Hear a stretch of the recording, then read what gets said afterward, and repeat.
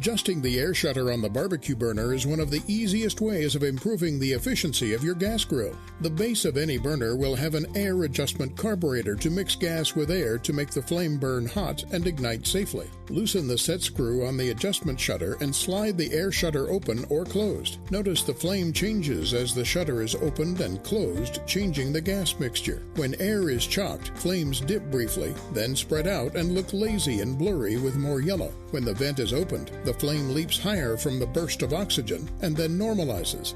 Grill burner flame should be approximately 1 inch and should be blue with a yellow tip. The bottom of the flame should touch the burner. If the flame appears to be floating above the burner, the vent is allowing too much air or the orifice is not allowing enough gas.